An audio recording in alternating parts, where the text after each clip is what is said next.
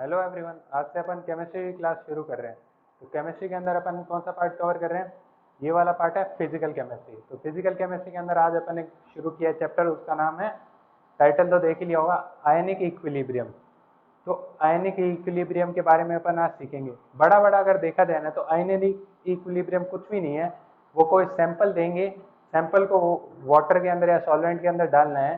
Solvent most of the time water ही रहेगा, तो उसके अंदर डालना है और वो कहेंगे कि अब बताओ पीएच कितना है, पीएच कैसे वेरी कर रहा है, और अगर कोई वीक एसिड डाला तो उसका कितना पीएच होगा, वीक बेस डाला तो वो सब है। और कुछ छोटी मोटी टर्म्स होंगी जो अपन साथ साथ में कवर करते जाएंगे। तो देखो,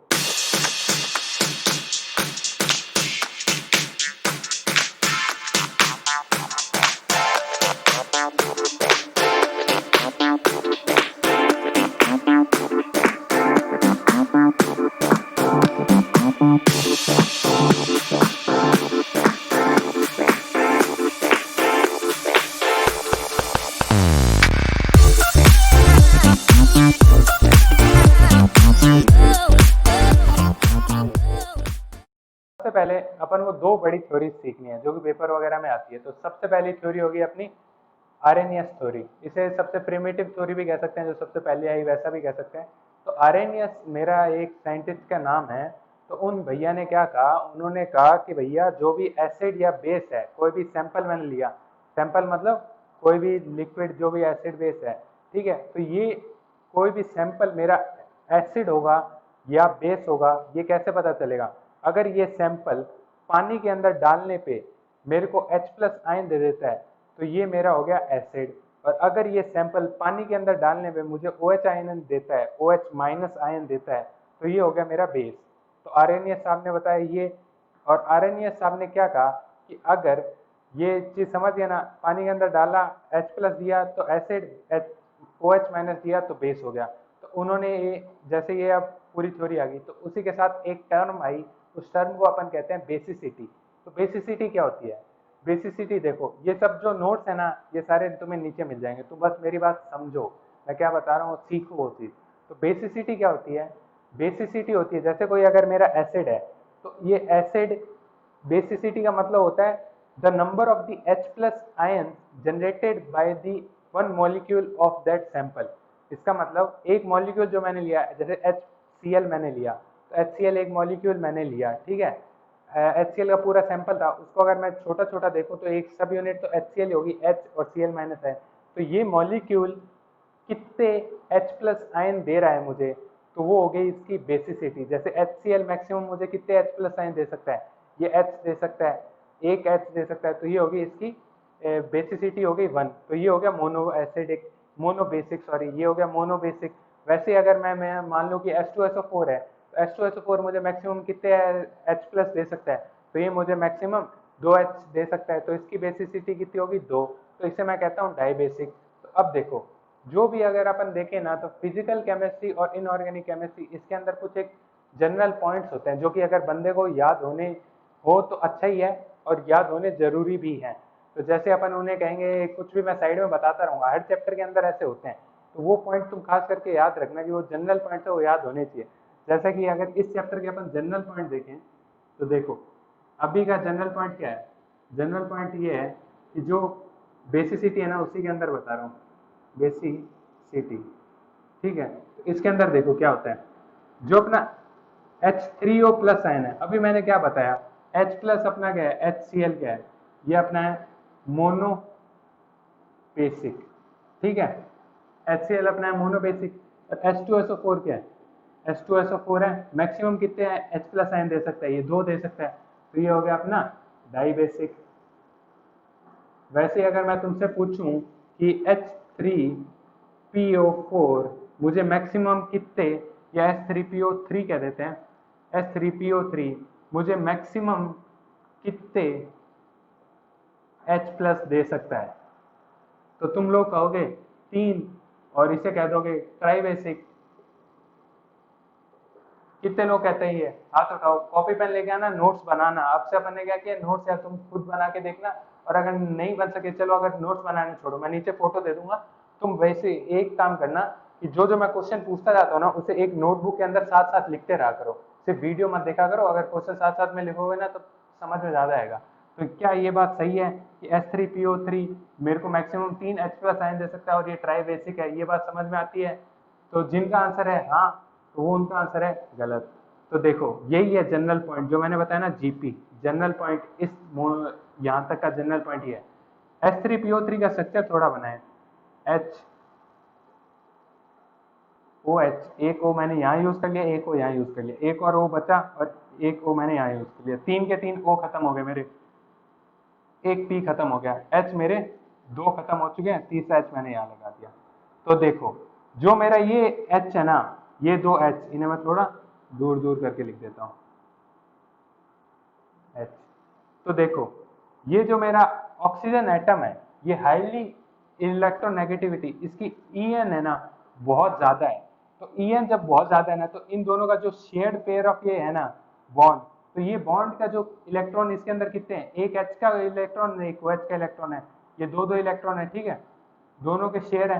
तो इस केस के अंदर भी दोनों के शेयर इलेक्ट्रॉन है, दोनों के, ठीक है।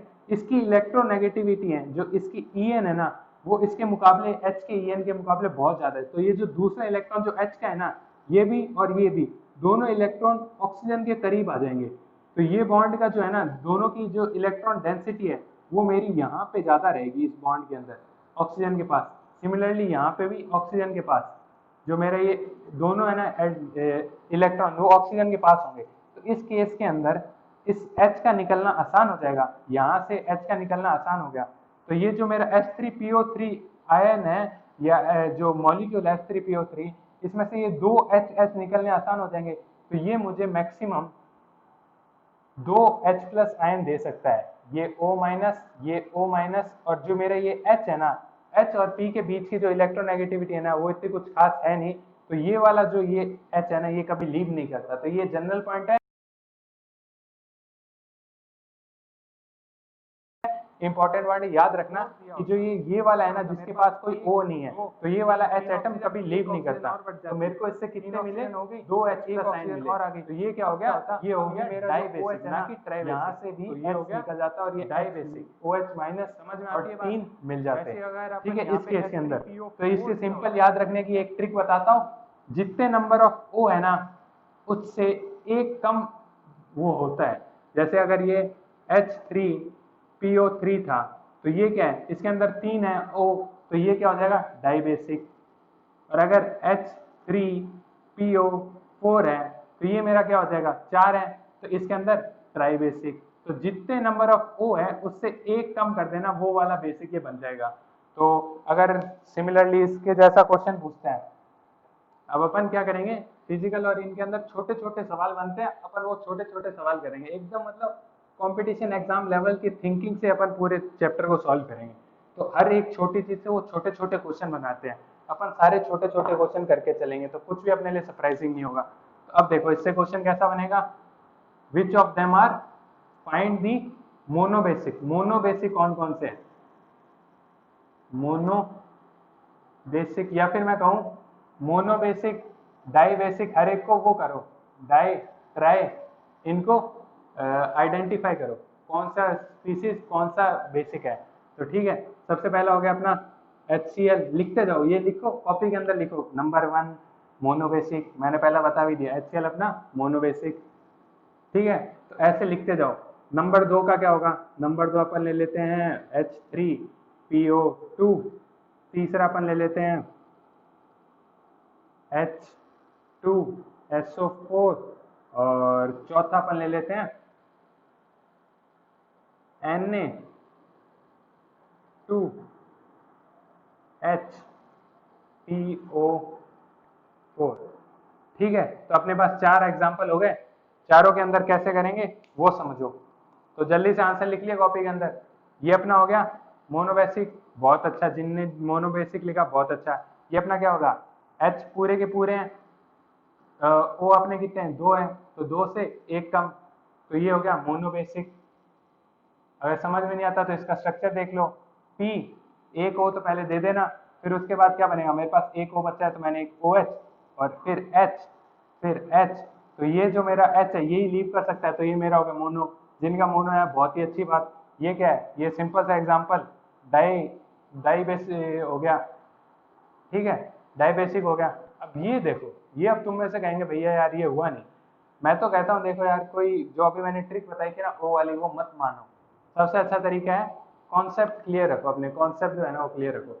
इसका कॉन्सेप्ट क्या कहता है, कॉन्सेप्ट है स्ट्रक्चर बना लो, स्ट्रक्चर कभी धोखा ही नहीं देगा। स्ट्रक्चर मैंने बनाया ओ, फिर मेरे पास क्या है ओ ओ ओ, चार के चार ओ खत्म हो गए, ठीक है। अब एच कितने बचे, एच बचा एक, ठीक है। अब मेरे पास क्या है, दो एन ए है। तो दो एन ए का होने का मतलब क्या होता है, केमिस्ट्री के अंदर दो एन ए का होने का मतलब है कि यहाँ पे भैया एक माइनस चार्ज लगाओ, माइनस चार्ज लगाओ, इसके साथ में इससे माइनस चार्ज को बैलेंस करने के लिए एन ए प्लस है, इस माइनस चार्ज को बैलेंस करने के लिए यहाँ पे एन ए प्लस है, ठीक है। तो ये मतलब होता है एन ए जहाँ लिखा है ना उसका मतलब एक तरह से इसे हटा दो, ये स्ट्रक्चर होना चाहिए। एन ए तो घूमते रहते हैं, तो ऐसा सा स्ट्रक्चर होना चाहिए। एन ए अगर लिखना है तो साइड में लिख लो थोड़ा दूर एन ए प्लस, और इसे भी यहाँ लिख लो एन ए प्लस। अब देखो कितने, ये जो मेरा मॉलिक्यूल है ये कितने H प्लस दे सकता है, सिर्फ ये एक ही H प्लस दे सकता है, तो ठीक है। तो आंसर इसका क्या होगा, मोनो बेसिक। और अभी जो मैंने ट्रिक बताई ना कि ये जो इसके जस्ट कम वाले से, उस ट्रिक से अपना आंसर आता है ट्राई, जो कि गलत है। मेन आंसर आता है स्ट्रक्चर से, स्ट्रक्चर देख के किया तो ये ऐसा, ठीक है। स्ट्रक्चर बना लो तो ऐसा कर देना, उससे तुम्हारा आंसर सबसे सही है। स्ट्रक्चर से कोई भी मतलब दिक्कत नहीं होती। तो अब देखो, एक थ्योरी एक छोटा क्वेश्चन, अपन सब कवर करते जाएंगे, जितने जितने चैप्टर में से जितने छोटे छोटे क्वेश्चन बन सकते हैं ना सारे। अब देखो, अपना आरेनियस भाई साहब आए थे, उन्होंने बताया कि भैया आरेनियस की यहाँ पे लिख लेते हैं आरेनियस। उन्होंने क्या चीजें बताई, उन्होंने बताया कि जो मेरा H प्लस देता है, गिव्स H प्लस, जो गिव H प्लस होता है वो मेरा हो गया एसिड। और जो सैंपल, जैसे अगर सैंपल को वाटर के अंदर डाला, वाटर के अंदर डाला, तो जो मेरे को H प्लस दे दे वो एसिड, और जो गिव्स, जो सैंपल मेरे को देता है OH माइनस, वो मेरा हो गया बेस, ठीक है। और उसके बाद अपन ने बेसिसिटी सीखी क्या होती है, ठीक है। अपन ने लिखते जाएंगे, थोड़ा याद एक साथ रहेंगी चीजें, ठीक है। ये हो गया। अब देखो दूसरे एक बंदे है, उस थ्योरी को कहते हैं, उस थ्योरी को ब्रॉन्स्टेड लॉरेंस थ्योरी।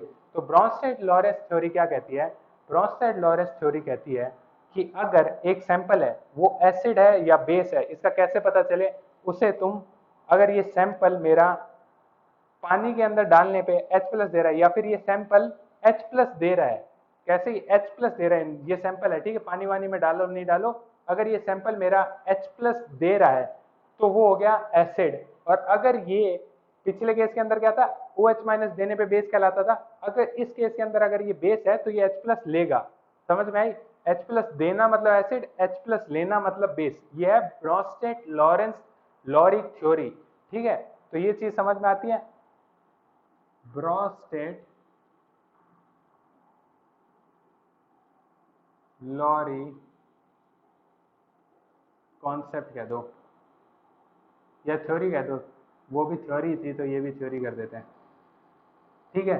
तो ये क्या कहती है कि अगर मेरा सैंपल, सैंपल जो मेरा है ये, ठीक है, कुछ भी हो सकता है, ठीक है, अगर ये सैंपल पानी के अंदर डालो वालो उससे कोई मतलब नहीं है, सैंपल को अगर ये मेरा H plus gives H plus, तो ये मेरा हो गया एसिड, ठीक है। और अगर ये सैंपल टेक्स H प्लस, तो ये मेरा हो गया बेस। दोनों में डिफरेंस समझ में आ रहा है, यहाँ पे पानी के अंदर डालो अगर OH माइनस दे रहा था तो बेस है, पानी के अंदर डालो H प्लस दे रहा था एसिड है। इस केस के अंदर अगर वो H प्लस दे रहा है तो वो एसिड, H प्लस ले रहा है तो वो बेस। तो ये चीज समझ में आती है। तो जैसे अपन ने उस जगह पे अपन ने क्या सीखा था, ब्रॉन्स्टाइड की, जैसे ये आरेनियस सीखा, उससे नई टर्म सीखी बेसिसिटी, तो वैसे ही इस जगह पे अपन ने एक नई टर्म सीखी, उसे कहते हैं कॉन्जुगेट, कॉन्जुगेट। अब देखो कॉन्जुगेट क्या होता है, अब अगर मेरा कोई एसिड है, मान लेते हैं कि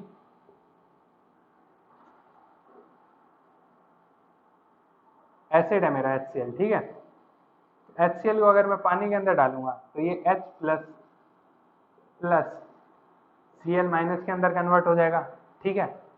तो जो मेरा ये Cl माइनस है, ये मेरा क्या था, एसिड।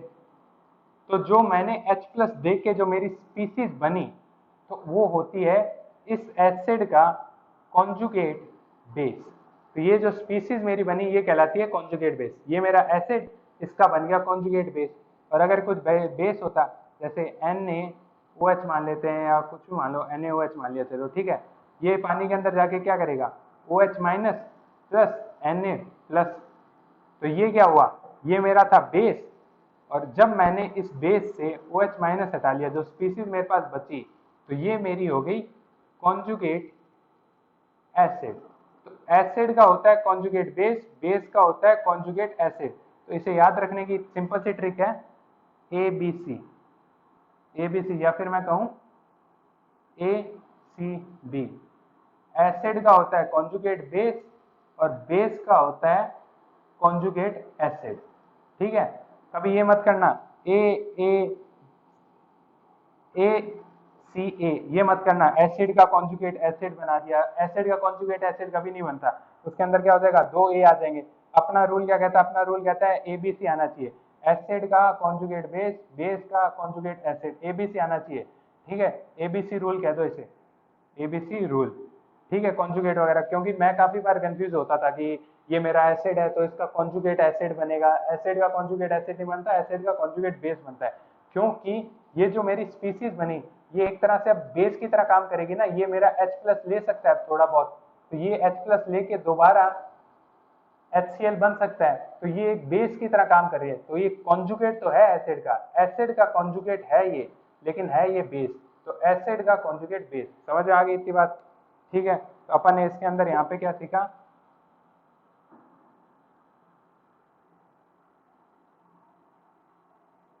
तो यहाँ पे अपन ने आर्हेनियस थ्योरी पढ़ ली। आर्हेनियस थ्योरी के बाद अपन ने बेसिसिटी पढ़ ली, बेसिसिटी के क्वेश्चन कर लिए। और ये अपने कॉन्जुगेट हो गया। कॉन्जुगेट के भी क्वेश्चन करने हैं तो कर सकते हो कि which of them are conjugate acid of this और दैट वगैरह वगैरह, वैसे करके क्वेश्चन आ जाएंगे। वो करने हैं तो तुम कर सकते हो। बाकी अब अपन आगे चलते हैं। तो आगे देखो, कॉन्जुगेट के अंदर एबीसी रूल याद रखना, ठीक है। कभी नहीं भूलोगे, एबीसी रूल याद रखोगे तो। अब देखो, अब अपन आगे करते हैं। तो आज अब आगे क्या करते हैं, आगे देखो, एक सैंपल है या फिर कोई स्पीसीज होती है पर्टिकुलर, जो क्या करती है, H प्लस आयन ले भी सकती है, H प्लस आयन दे भी सकती है। तो ऐसे स्पीसीज को कहते हैं amphiprotic. Amphi, AMPHI, amphi protic, PRO टिक। देखो, एक हो गया एम्फीप्रोटिक, और जो अपन को पता है वो होता है एम्फोप्रोटिक।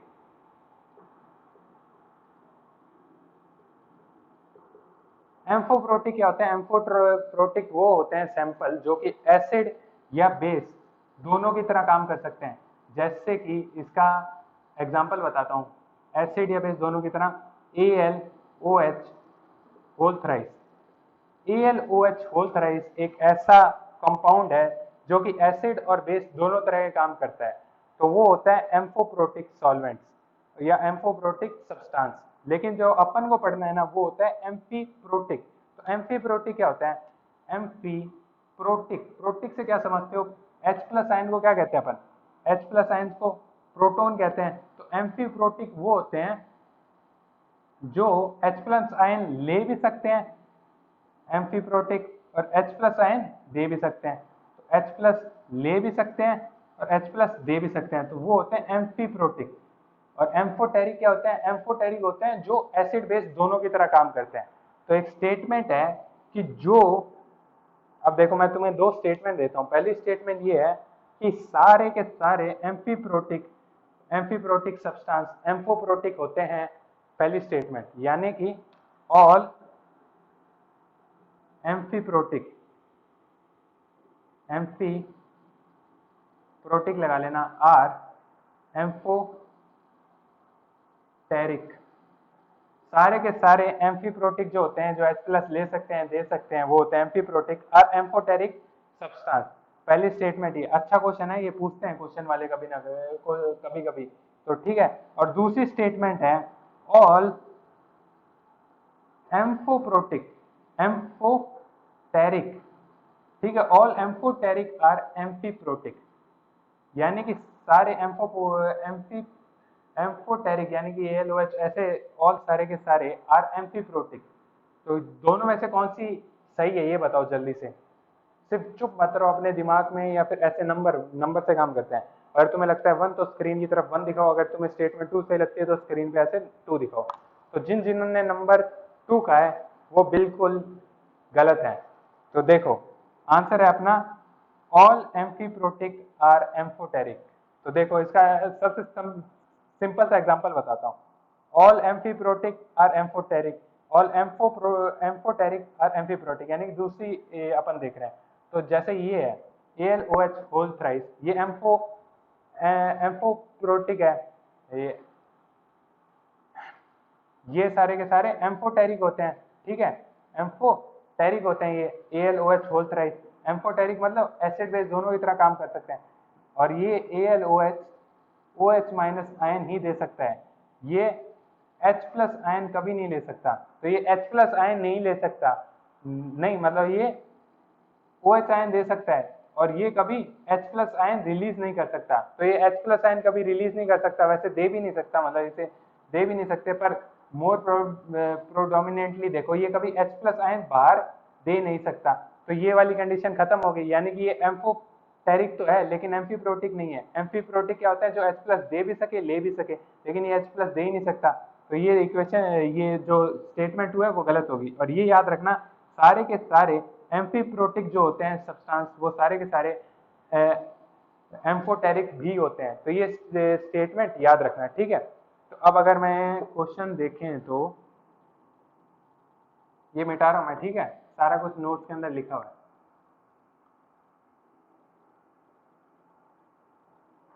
तो क्वेश्चन देखें तो इसके क्वेश्चन कैसे बनते हैं, एम्फीप्रोटिक से भी क्वेश्चन बनते हैं। तो एम्फीप्रोटिक से क्वेश्चन कैसे पूछेगा, वो ऐसा पूछ लेगा कि identify which of them are amphiprotic, ठीक है, मैंने बता दिया ना, आइडेंटिफाई, आइडेंटिफाई करना इनमें से कौन कौन से एम्फीप्रोटिक है या नहीं है। तो देखो सबसे पहला एग्जांपल HCl, दूसरा एग्जांपल H2SO4, तीसरा एग्जांपल ALOH होल थ्राइस, चौथा एग्जांपल H2NaPO3, और एग्जांपल और दूं, पांचवा एग्जांपल NaHSO4, छठा एग्जांपल क्या करें, Na2, या फिर इसे छोड़ो HBr कर देते हैं, ठीक है। तो 6 तुम्हें दिए हैं, इनमें से कौन कौन से एम्फीप्रोटिक है,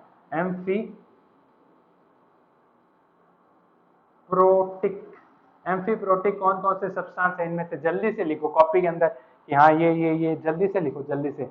वीडियो पॉज करनी है तो पॉज कर लो, वरना पॉज मत करो, जल्दी से लिख लो जो जो कॉपी में तुम्हें लगता है, नंबर 1, नंबर 2, नंबर 3, नंबर 4, जो भी तुम्हें लगता है वो जल्दी से लिख लो, ठीक है। लिख लिया, पॉज करने की जरूरत नहीं, अपन आपसे ऐसे करेंगे, थोड़ा वेट कर लेंगे।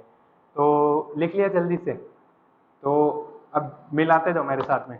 HCl किन किन ने लिखा है एम्फीप्रोटिक, HCl नहीं होता एम्फीप्रोटिक, ये सिर्फ H प्लस दे सकता है, H प्लस ले नहीं सकता, तो ये एम्फीप्रोटिक नहीं है।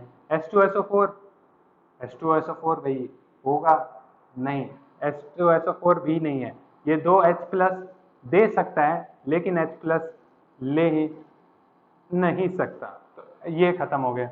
अपने पास ALOH, ये तो अभी बताया था, बिल्कुल नहीं, ये सिर्फ ये H प्लस दे नहीं सकता, ठीक है, दे ही नहीं सकता, लेने की बात तो अपन करते ही नहीं है, ठीक है। फिर ये क्या है Na2PO3, तो Na2PO3 इसका थोड़ा स्ट्रक्चर देख लेते हैं। P कितने O लगाने हैं, एक O, 3 O लग गए मेरे पूरे, फिर एक वैलेंसी बच गई, इसमें मैंने एक H लगा दिया। अब यहाँ पे क्या बचा, एक H और लगा दिया, एक यहाँ माइनस, अभी बताया था ना माइनस, जहाँ पे भी Na हो वहाँ पे एक माइनस लगा देना, डॉट डॉट डॉट करके Na प्लस से उसका चार्ज बैलेंस हो जाए, ठीक है। ये बन गया अपना कंपाउंड। अब देखो इसके अंदर क्या है, H प्लस दे सकता है बिल्कुल, इसका एक O के साथ एक है, तो अपनी कंडीशन 1 H प्लस देने वाला होना चाहिए, गिव ये बात बिल्कुल सही है। H प्लस टेक कर सकता है क्या अब ये? अब देखो इसके पास है एक OH O माइनस, तो यहाँ पे एक H प्लस आ भी सकता है, तो इसलिए ये अपना बन गया एम्फीप्रोटिक। ये एक H प्लस दे भी सकता है, एक H प्लस ले भी सकता है, तो ये हो गया एम्फीप्रोटिक। ठीक है। सिमिलरली H2SO4, H2SO4 क्या है? अब देखो अगर मैं लिखता हूँ H2SO4, ठीक है, H plus plus HSO4 minus, ठीक है, तो माइनस को मैंने बैलेंस करने के लिए क्या किया, एक Na लगा दिया, तो यहाँ पे एक हो गया Na प्लस, ताकि पूरी स्पीसीज न्यूट्रल हो जाए। तो अब देखो, अब ये क्या कर सकता है, एक H दे के अगर इसने एक H गिव कर दिया तो ये क्या हो जाएगा SO4 2 माइनस, और अगर ये एक H प्लस ले ले तो H प्लस लेने पे क्या होगा, एडिशन ऑफ H प्लस, तो ये क्या हो जाएगा, ये फिर से बन जाएगा H2SO4, तो ये बन गया ना एम्फोप्रोटिक, एम्फीप्रोटिक हो गया ये, क्योंकि ये एक H प्लस दे भी सकता है, एक H प्लस ले भी सकता है। और HBr क्या होगा, HBr एक H प्लस दे सकता है लेकिन ले नहीं सकता, तो ये गलत हो गया। तो आंसर अपना आएगा चौथा और पांचवा। ठीक है।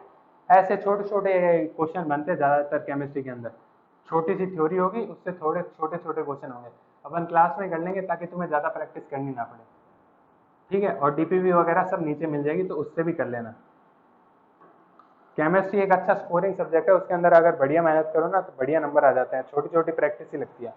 तो अब देखो, अब अपन क्या करते हैं, सेल्फ आयोनाइजेशन के बारे में सीख लेते हैं थोड़ा। सेल्फ आयोनाइजेशन क्या होती है, देखो H2O है, दो H2O के मेरे मॉलिक्यूल हैं, ठीक है, H2O H2O, आपस में पानी, सीधा पानी पड़ा हुआ है, ठीक है, पानी पड़ा पड़ा पड़ा क्या है, जैसे पड़े पड़े आराम नहीं है, कुछ ना कुछ कुचड़नी करनी है। तो देखो ये मेरी क्या चीज़ है, मैं कह सकता हूँ क्या, H2O को मैं H प्लस और OH माइनस आयंस के अंदर तोड़ सकता हूँ क्या, बिल्कुल सही, इन्हें तोड़ा, बन गया। ठीक है। अब पहले इसका थोड़ा सा जनरल पॉइंट भी सीख लेते हैं। देखो जनरल पॉइंट ये है कि कई बार क्या होता है, क्वेश्चन वाला तुम्हें कभी भी डायरेक्ट ये H प्लस आयन नहीं देगा, तुम्हें कहेगा भैया H3O प्लस आयन है, और इस आयन का एक खतरनाक सा नाम भी होता है, इसे कहते हैं हाइड्रोनियम आयन। हाइड्रोनियम आयन,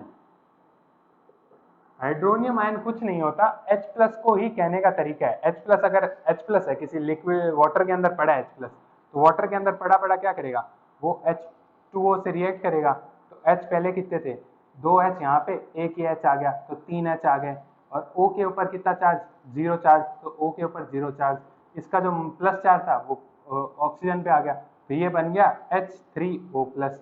इसे ही कहते हैं H प्लस आयन। अगर वो कहता है ना कि concentration of hydronium ion, hydronium ion कुछ है C, कॉन्सेंट्रेशन है सैंपल के अंदर, तो बताओ H प्लस की कॉन्सेंट्रेशन, कोई मूर्ख ही पूछेगा वैसे तो तुमसे, पर अगर वो पूछता है ना कि बताओ कॉन्सेंट्रेशन ऑफ H प्लस क्या है, तो H प्लस की कॉन्सेंट्रेशन भी C है। वो एक ही चीज है, ऐसे हो गया कि एक ही चीज को कहने के दो नाम हो गए, जैसे मेरा नाम गौरव भी है, साहिल भी है, तो मुझे कहने के दो नाम हो गए एक तरह से। इसे हाइड्रोनियम आयन भी कह सकते हो, H प्लस आयन एक ही बात है, ठीक है, और इसे प्रोटॉन भी कहते हैं।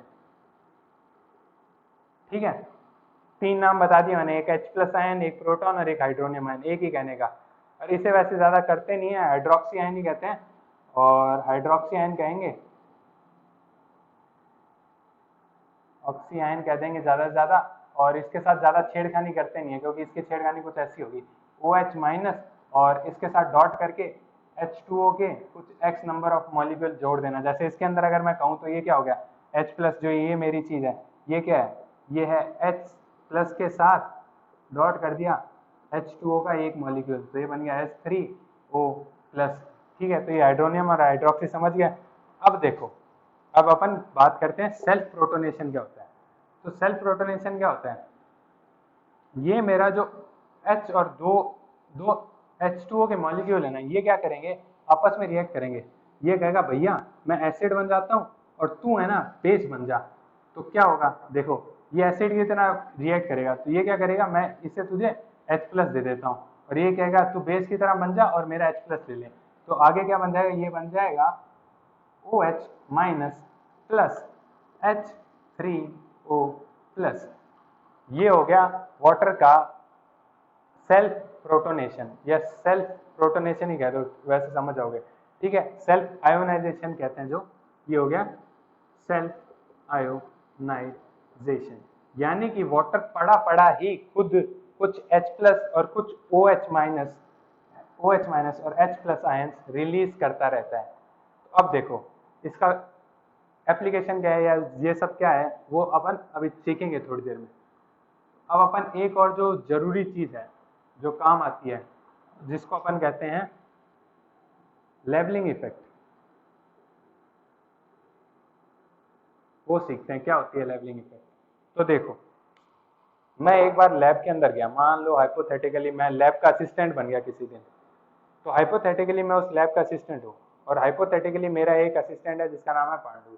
तो मैंने क्या कहा, पांडु भैया तुम जाओ और 3-4 एसिड दे देता हूँ, HCl, HI, HBr और HF। अपन को पता है तीनों अलग अलग ऐसे एसिडिक स्ट्रेंथ है इनकी तीनों की। HI सबसे ज्यादा रिएक्टिव होता है, सबसे ज्यादा एसिडिक, फिर HBr, फिर HCl, फिर HF, ये होती है इनकी। और अगर इसे समझना है तो जल्दी से बता देता हूँ, H और जो I है, I का बहुत बड़ा स्फीयर होता है और H का छोटा सा होता है, तो वहां से H को निकाल के जब इस पे नेगेटिव चार्ज आता है तो इस बड़े से इलेक्ट्रॉन क्राउड पे, साइज बहुत बड़ा है ना, तो इसके ऊपर एक माइनस चार्ज का स्टेबल होना बहुत आसान होता है। वैसे ही F का जो साइज है ना बहुत छोटा होता है, इस क्लाउड के ऊपर एक माइनस चार्ज का स्टेबल होना बहुत मुश्किल होता है। तो इसलिए सबसे ज्यादा एसिडिक, सबसे कम एसिडिक है या सबसे ज्यादा बेसिक कहूँ, इन सब में सबसे ज्यादा बेसिक ये है, तो ये होता है।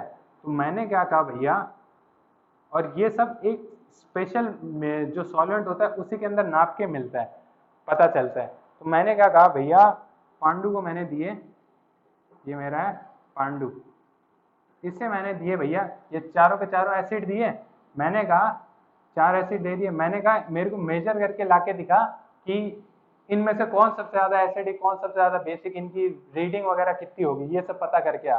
तो ये गया लैब के अंदर, लैब के अंदर गया, इसने क्या किया, 4 डिफरेंट पानी से भरे हुए आधा लीटर, 1-1 लीटर सबके अंदर पानी डाल दिया बीकर के अंदर, ठीक है, 1 लीटर 1 लीटर 1 लीटर 1 लीटर पानी डाल दिया, सबके अंदर HCl डाल दिया, इसके अंदर HI डाल दिया, HBr डाल दिया और HF डाल दिया, ठीक है, 4 डाल दिए।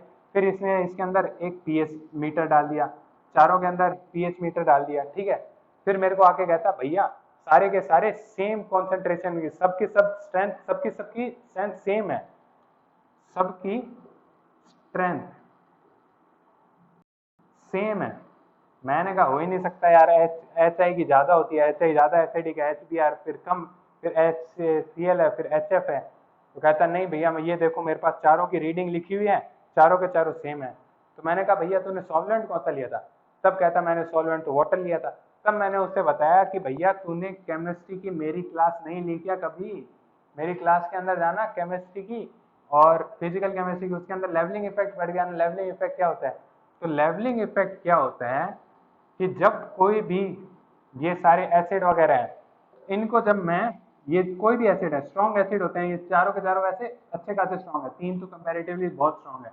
तो जो स्ट्रॉन्ग एसिड होते हैं जैसे कि ये हो गए और H2SO4 वगैरह हो गए, तो ये सब क्या करते हैं, जब इन्हें मैं वाटर के साथ, वाटर के अंदर डालता हूँ, H2O के अंदर, एक्वस मीडियम के अंदर, या मैं कहूँ HCl एक्वस मीडियम के अंदर, तो H+ प्लस Cl-, इस रिएक्शन को अगर मैं कहूँ, ये आगे एक्चुअली हर रिएक्शन रिवर्सिबल रिएक्शन होती है मोस्ट ऑफ द टाइम। तो क्या होता है देखो, मोस्ट ऑफ द टाइम, थोड़ी ये स्टेटमेंट सही नहीं बैठा, हर reaction most of the time reversible ही होती है। अगर केमिस्ट्री के अंदर देखोगे ना तो क्या होता है कि HCl जो मेरा था ये डिसोसिएट किया H+ और Cl-, शुरू में ये इधर जाएगा, फिर इक्विलिब्रियम इधर आएगा, फिर फाइनली एक इक्विलिब्रियम कुछ एक सर्टेन कॉन्सेंट्रेशन पे सेट हो जाएगा।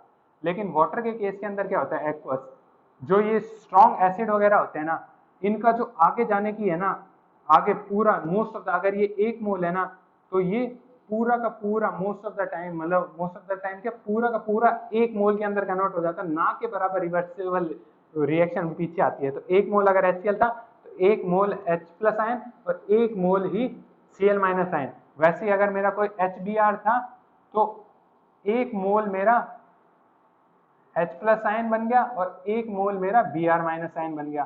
तो जो मेरा pH मीटर होगा वो तो H प्लस की कॉन्सेंट्रेशन देखेगा, वो तो सभी केस के अंदर आ जाती है। तो यही होता है वाटर का लेवलिंग इफेक्ट। वाटर क्या करता है, अब जैसे मेरा कोई भी रिएक्शन है, स्ट्रॉन्ग एसिड है प्लस बेस है, तो इसके साथ क्या होता है, अब अगर देखो एक एसिड और एक बेस जब रिएक्ट करते हैं तो कुछ एनर्जी रिलीज होती है, जितनी ज्यादा वो एनर्जी होगी उतना ही ज्यादा प्रोडक्ट बनने की इच्छुकता होगी। तो देखो जब वाटर होता है ना, तो वाटर क्या है, एक अच्छा बेस है, वाटर एक अच्छा बेस है। तो इसमें लगभग ये जो स्ट्रॉन्ग एसिड है बड़े बड़े, तो वो पूरी तरह से कैसे रिएक्ट कर जाते हैं, तो अच्छी अच्छी खासी एनर्जी रिलीज होती है। तो सबका सब आगे शिफ्ट हो जाता है, जितने मोल इसके होते हैं, एम मोल अगर इसके हैं तो एम मोल ही मेरा H प्लस आयन बन जाता है। लेकिन क्या होता है, जैसे कि कोई ग्लेशियर एसिटिक एसिड हो गया, यानी कि CH3COOH है, ये भी एक एसिड ही है, H प्लस आयन दे सकता है, ठीक है।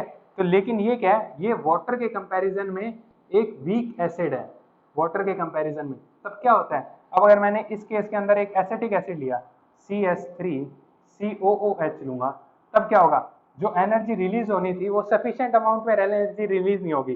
तो इसमें पूरा का पूरा इसका ही दारोमदार होगा, जितना स्ट्रॉन्ग एसिड उतना ही ज्यादा डिसोसिएट होगा। अब की बार कुछ M से कम मोल डिसोसिएट होंगे, M से कुछ कम, H प्लस आयन के कुछ M से थोड़े कम मोल ऑफ डिसोसिएट करेंगे, क्योंकि ये पूरा का पूरा गेम इसको संभालना था। पिछले केस के अंदर जो वाटर था वो भी अच्छा बेस था, तो दोनों ने मिलकर संभाल लिया और ज्यादातर H प्लस के आयन रिलीज हो गए। इस केस के अंदर क्या हुआ, एनर्जी इतनी सफिशिएंट निकली नहीं, तो अपनी बार मेरा H प्लस के आयन सारे के सारे इस स्ट्रॉन्ग एसिड पे डिपेंड कर गए। तो अब देखो, अब अपन को पता है, अगर ये का ये पांडुराम अपना अब की बार गया और उसने CH3COOH के अंदर ट्राई किया, COOH है, जो भी ये वीक एसिड, जो भी एसिड वाटर से वीक है, उन सब के अंदर उसने जाके ट्राई किया, तो उससे पता चला कि ये जो रिजल्ट था वो आने वाला आ गया। इसी को कहते हैं वाटर का लेवलिंग इफेक्ट। वाटर क्या करता है, जो भी स्ट्रॉन्ग एसिड होते हैं ना, उन सब के सब को सेम अमाउंट में कंप्लीटली डिसोशिएट करवा देता है। लेकिन जो वाटर से लेस बेसिक होते हैं, लेस एसिडिक होते हैं जो, तो वो क्या है, लेस बेसिक जो होते हैं, जैसे CH3COOH, ये वाटर से लेस बेसिक है, तो ये क्या करते हैं, ये पूरी तरीके से इसे डिसोशिएट नहीं करवा पाते, और फिर उससे इन जैसे को अपन कहते भी हैं डिफरेंशिएटिंग सॉल्वेंट्स, इन्हें डिफरेंशिएटिंग सॉल्वेंट्स भी कहते हैं। ये डिफरेंशिएट कर दिया ना, कौन एसिडिक ज्यादा कौन कम, ये सब के बारे में, तो ये डिफरेंशिएटिंग सॉल्वेंट्स भी कहते हैं इसे। तो समझिए, अब कल की क्लास से अपन थोड़ा आगे कंटिन्यू और करेंगे। आज की क्लास यहीं पे खत्म करते हैं, पहली क्लास थी तो थोड़ा कम ही खींचेंगे, ठीक है। समझ आ गया जितना, नोट्स मिल जाएंगे नीचे, ठीक है भैया।